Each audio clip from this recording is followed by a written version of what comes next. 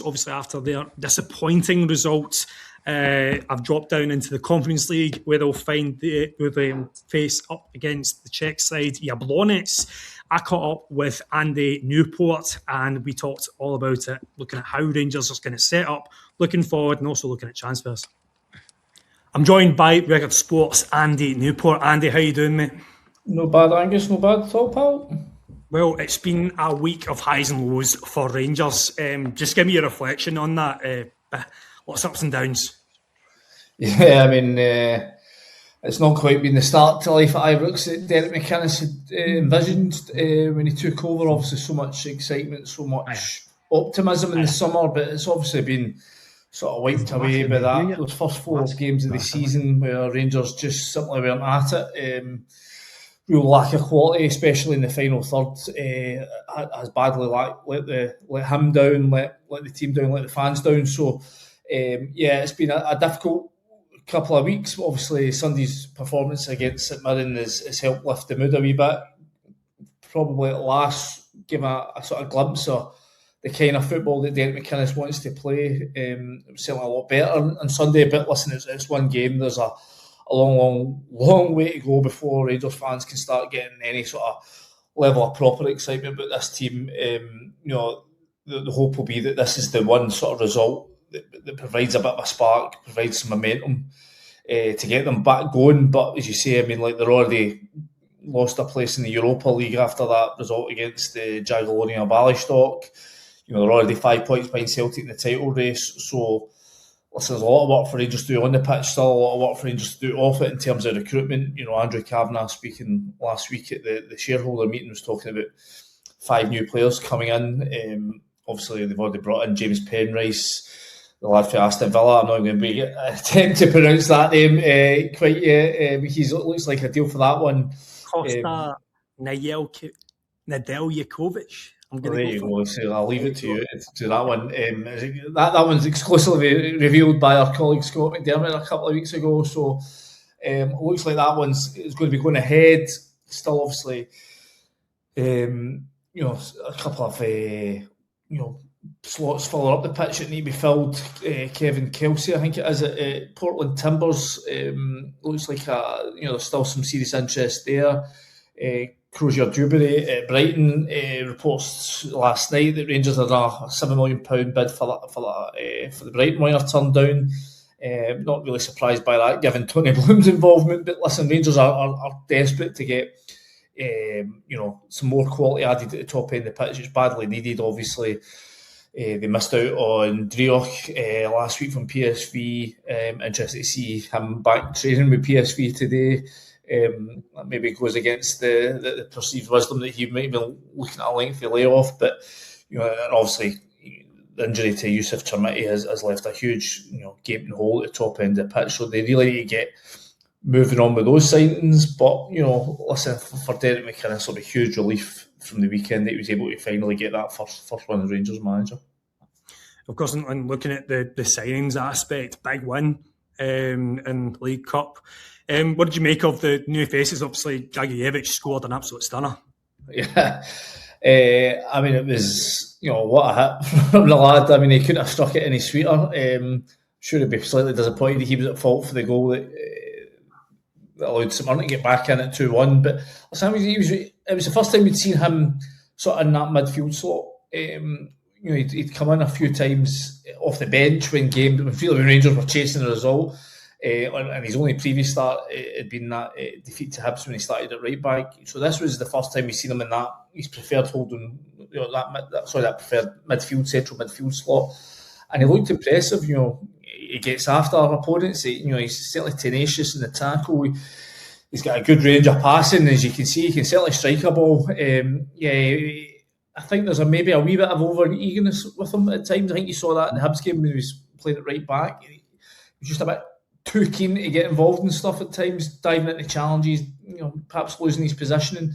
I think that can be coached out of him, though. I think that's definitely something that Derek McInnes will want to get hold of him and just, appeal to him to sort of calm down and just to sort of hold his tactical positioning a wee bit better. But listen, I think in terms of first impressions, really positive. And obviously James Penrice coming into the team as well at left back. Listen, I think if you're looking at a dream debut, that's probably up there. Couldn't have asked for a better debut. I mean, listen, this has been a deal. I think I wrote about this. There was an interest from Rangers way back in December last year, and obviously he spoke about that. There was obviously a move almost came about in January. Rangers decided to go another way. I don't think they could get the finances agreed with IK Athens, so they went after Ture Romans instead. And obviously he had a terrific sort of introduction last season. Hasn't quite been at it this year. I don't think MD in the team has played well, but it's been noticeable that he's been off his level so far this season, and obviously picks up that groin injury, which really made the signings of Penrice a necessity. And the indications are that Ture Romans, if he on current form, he's going to struggle to get back in the team. I mean, I know it's only one game, but Penrice was doing everything that he wasn't this season. He was diving into tackles. He was charging forward. He was playing with a real intensity. What I liked about him, you saw it from the assist he got for Gisama just after half time, was that desire just to pass the ball forward quick and early, and it just helped Rangers get on the front foot. The times Rangers passing, especially last season, definitely last season, but it's been so pedestrian at times. Penrice's first instinct, Penrice's instinct is just to get on the ball and play forward quick, and you saw it. There was a couple of times in the second half where it released Gisama. I think you saw Gisama really benefit for having that down his side. He was getting into position. He was opened up into space so early, so quick, and it really benefited him. You saw that with the goal.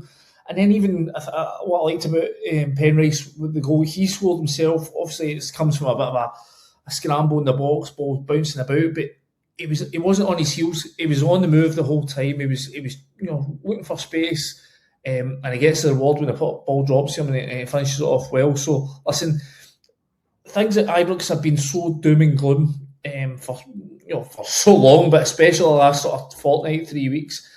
They needed somebody to come in and give them a wee bit of excitement, a wee bit of enthusiasm again, and I think that's what James Penrice did. You can tell, obviously, a huge Rangers fan, growing up in a big Rangers family. He scored his goal. He was giving it the big one to the crowd. He enjoyed his moment. He had a wee nervous wait. Well, it was checked over forensically, it must be said, by VAR. I think they were desperate to see if they could find something to chalk off. I think that's what Rangers fans are frustrated at how long the VAR spent checking out the Rangers goals at the weekend. But when the goal finally got given, he gave a huge roar to the Govan stand. So you can tell this move means a lot to him. He'll be determined to make the best of it. He's another boyhood Rangers fan. They've obviously signed a few of them this season. And if that gives him any extra edge or any extra motivation, then the much the better for Rangers, because they really need every little ounce of help they can get right now. Yeah, of course, and get to see a Scottish lad getting that left back slot as well, seeing Scottish players doing well. Not ending on a high, looking at one player who's been drawing quite a bit of criticism from the Rangers support, despite what we'd say quite a good, looked like a coup, despite considering the number that he was brought in for, Fernandes. It's been an interesting one from him this season, hasn't it? Yeah, he's had a nightmare so far, hasn't he? He was at fault for the goal at Tannadice opening night. Had a bad slip in the game away to Ballystock. I think he was great for either goal. Sorry, the Pole scored over there. Poor again against Hibs. Really struggled, really nervous at times. And again here against St Mirren at the weekend, just looked so out of sorts. When he broke into the team last year, obviously after the difficult start that Russell Martin had, he never really played the first few months of the season. It was only really an injury crisis that sort of gave him his shot at playing regularly, and he took it, and he looked like a guy who, a bit like the way this season has gone, that he was a guy coming in with something to prove, and with the rest of the team were feeling a bit down in the dumps. He was a guy who had a wee bit of freshness about him, and that really allowed him to sort of shine. And it was a real breakout season for him. He obviously performed really well, and by the end of it, there's talk of moves to Germany, and I think Leverkusen were interested in him. A few other big clubs keeping tabs on him. But for whatever reason, this season he's not hit those levels at all. I don't know if the talk has went to his mind or if he's just, I think maybe just lacking a bit of confidence is probably more accurate. I think, for me, it looks like a guy who could definitely do with a wee shot on the bench. I mean, I don't know if the lack of competition right now, obviously with Ben Godfrey being out and, basically being him and Fernandes and McCann as the Rangers' only sort of recognised centre-back pairing, centre-back options. If just he's finding it, he's been able to coast a wee bit. I think, obviously Ben Godfrey looks like he'll be coming back for the second leg of next week's Conference League tie against Jablonec. I would expect if Ben Godfrey's fit, I expect him to come straight back in, play alongside McCann, because right now Manny Fernandes is nowhere near at it. Fault for the penalty decision to make against Rangers. Obviously, he was bailed out by Ivor Pandur's save, but just so lacking assertiveness in a way that that was the one thing you really praised him for last season. Listen, he's admitted himself issues with focus, but I don't think that should be an issue this season because Rangers have been at times really open, and there's been enough coming at him that should mean that he maintains it. It's not like it spells last season where Rangers, when they were growing in confidence, they didn't have a lot to deal with at the back. It'd be the odd moment that we catch him out. Rangers have been under the cosh at times this season, so you think he should be absolutely switched on, but no, again, even at the weekend there, just guilty of taking his eye off the ball and paid the price. Lucky that the penalty was saved, and at that point the game was pretty much won. But I think for him, this game against Jablonec on Thursday night, he has to perform. He has to show Derek McInnes that he can be trusted, because if he doesn't, I think Ben Godfrey comes straight back into the team. Yeah, of course. And looking at that, the performance at the weekend, was that a turning point for Rangers, or is it one swallow doesn't make a summer? Because obviously you've won it in the Conference League. Rangers have got to look at that and think, when you look at the teams that are going so far in that competition, it's there for the taking, surely. Yeah, listen, it's a big game. Rangers going to, not making group stage football would be unthinkable.